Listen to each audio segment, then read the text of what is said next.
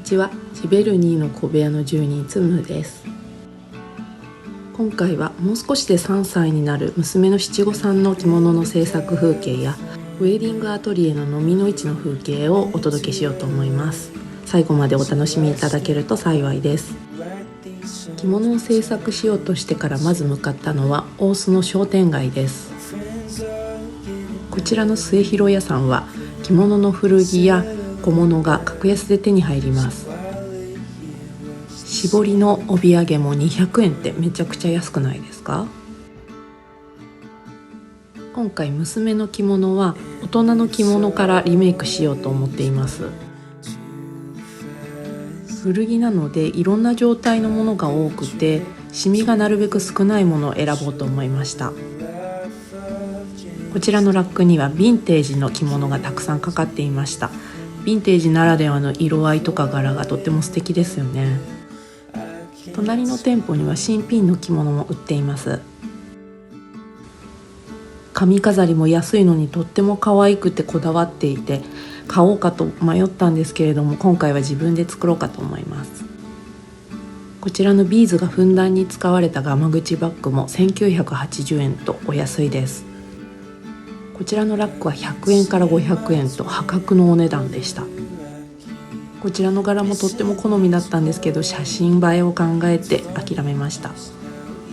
こちらにあるバッグも安くて可愛いものばかりでした。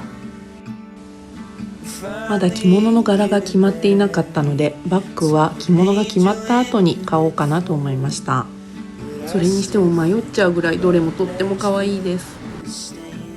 米表の着物館にやってきました。こちらは外から見たことはあったんですけど、中に入るのは今日が初めてです。 1g1 円という面白い売り方をされているお店になります。軽い着物だったらめちゃくちゃ安くなるってことですよね。七五三が近いので子供用の着物もたくさんありました。可愛くて派手な柄物もたくさんありました。この辺りは大人用の着物になりますが、柄がとっても可愛くて好みでした。気になる着物を量りに入れていくらになるか見てみたら850円でした。安い。こちらの村の小市みたいな柄も可愛いです。着物をひたすら見て疲れたので休憩しようと思います。前にも行ったことのある観音コーヒーさんで一服しようかと思います。開店直後だったのでお客さんも誰もいなくて、とてもゆったりできそうです。スコーンのあんバターサンドと季節のドリンクをオーダーしました。なかなか一人で落ち着いてカフェタイムができていなかったのでとっても嬉しいです。さてお家に帰ってきました。購入したのはこちらの着物です。袖口や裾にはアクセントカラーのマスタードイエローが使われています。柄もヴィンテージなパッチワーク柄でとっても可愛いです。まずは襟元から解体していきます。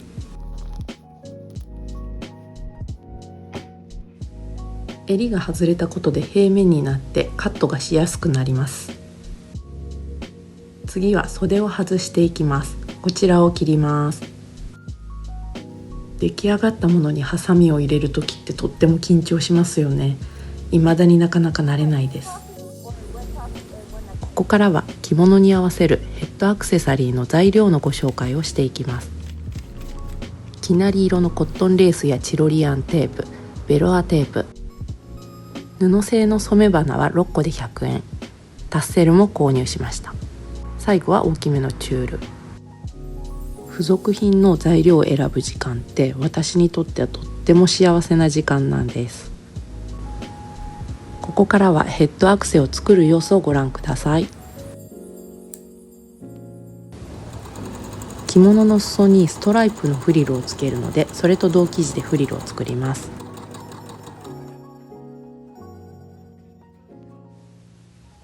袋縫いしたものを表に返していきます。丸く縫った土台の布にチュールを縫い付けていきます。先ほど縫ったストライプのフリルをミシンで縫い付けていきます。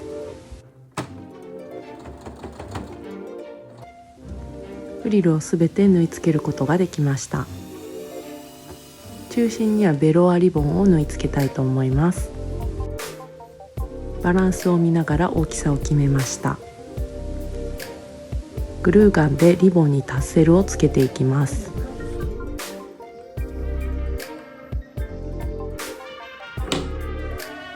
グルーガンのいいところは時間がかからずにすぐ接着できるところです。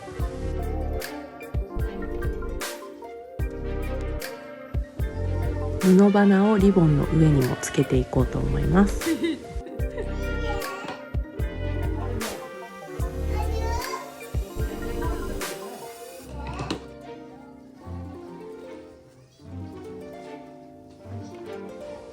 こんな感じで表は完成しました。裏側には紙に固定するときに使うクリップを2つつけていきます。1つよりも2つの方が安定感があっていいと思います。着物やエプロン、アクセサリーなどの一式が揃いました。育児の合間を縫って3日間ほどで着物は仕上げました。エプロンは韓国のブランドモンベベさんのエプロンをリメイクしました。着物はスカートとトップスに分けて2部式にしました。着物の着付けができない私でも簡単に着せられることができるので助かります。七五三の前撮りの日がやってきました。今回は愛知県日進市にあるフォトスタジオマッシモさんに前撮りをお願いしました。お着替えの部屋も広くて居心地のいい空間でした。娘は初めての体験に緊張して固まってました。右手にずっとアイス持ってるのが可愛かったです。アイシャドウを塗ってもらうのも人生で初めて。マッシモさんで撮影をお願いすると、こちらの衣装の中からもレンタルすることができます。どれもおしゃれで本当に可愛い衣装ばかりでした。トレンドを抑えたアクセサリーもたくさん揃っています。イヤリングは大ぶりのものが多くて可愛かったです。単色の着物が多くてとっても可愛い。靴もアンティークなスタジオの雰囲気に合うものが多かったです。可愛い色の口紅を塗ってもらってます。娘はいつも家ではおでんぱし放題なのですが、ここではとっても静かに遊んでくれていてとても助かりました。髪の毛のねじねじが繊細でとっても可愛いです。前髪はふわふわのクリンクリンになるようにオーダーしました。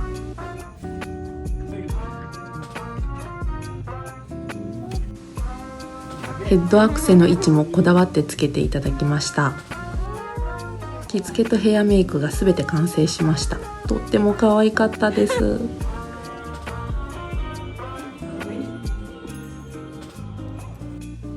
特にお願いしていないのに大好きなアジサイのバスケットが出てきて大興奮しました。スタジオ内のアンティークがどれも可愛くて本当にテンション上がりました。娘が大好きなアンパンマンのカードを使って笑顔が引き出せるようにしてくださいました。後ろ姿もこだわって作ったのでバッチリ撮っていただきました。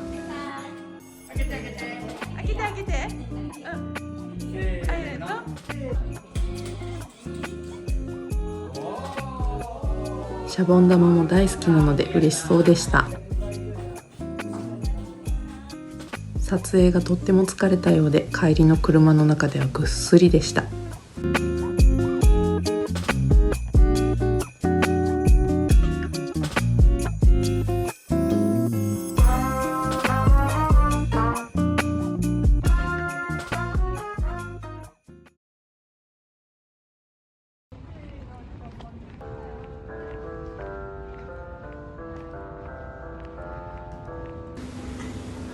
この日は名古屋の上田駅にあるウェディングのアトリエにのみの市へ行きました。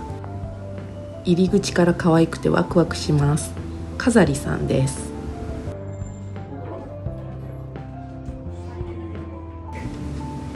店内入ってすぐ右手のショーウィンドウにはヴィンテージドレスやネックレスなどたくさん飾られています。衣装制作で残ったベロアテープやリボンなど、こちらはオーガニックレースのトートバッグ、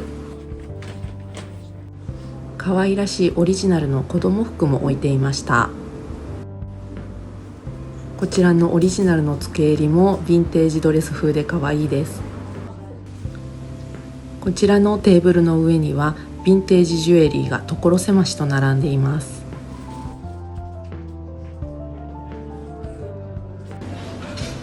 こちらにはパール系のアクセサリーとビーズのカラフルなイヤリングなどが並んでいました。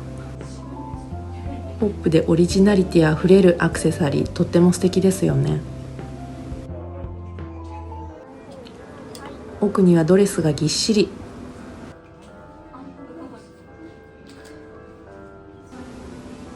飾られていた照明もフランスアンティークなのかとっても可愛いものでした。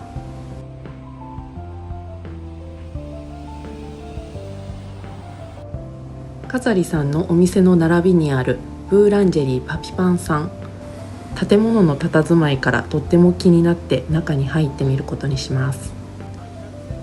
調べてみたところ、フランスの伝統製法で作られる窯焼きオーブンで焼き上げるパンと焼き菓子のお店だそうです。とにかくどれも美味しそうでとっても迷ってしまいます。結局8個ぐらい買った気がします。飲みの市に来ていたお客さんも流れでこちらのお店にたくさん入っていました。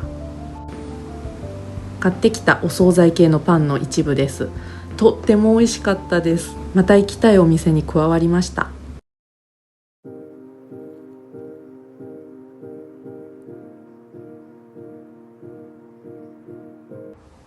インスタグラムではすでにリールでご紹介している気球を作っていきます。材料はこちら。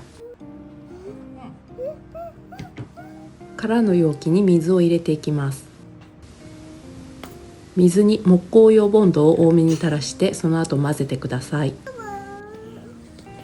風船は大きめの直径27センチのものを選びました。膨らましていきます。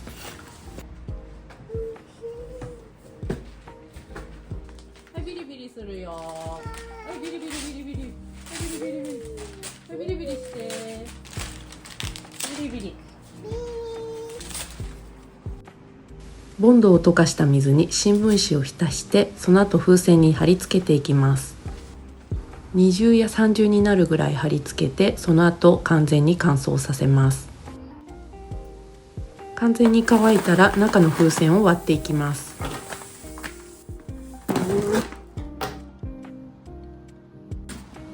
穴を開けたところをもう少し大きくカットしていきます。この後手を入れてへこんだところを直していきます。あとは自由にペイントをしていくだけ。私はペンキを使いました。全体を白く塗り重ねていきます。色を分けて塗っていきたいのでマスキングテープを貼りました。次はグリーンを塗っていきます。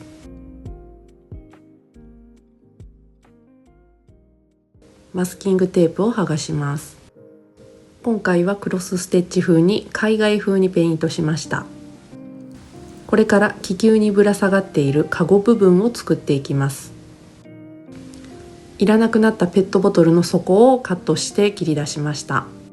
グルーガンで円形に切った布に貼り付けていきます。重りを別の柄の布で4つ作りましたのでつけていきます。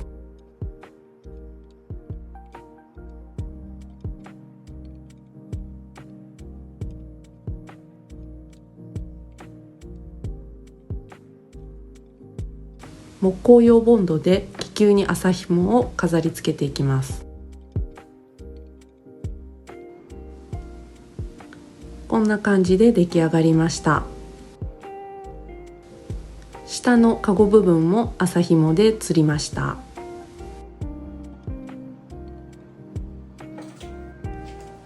天井に吊り下げて飾りたいと思います。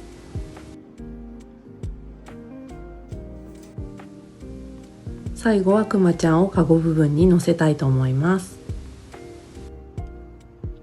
部屋の一角が海外のお部屋みたいになりました。とっても満足です。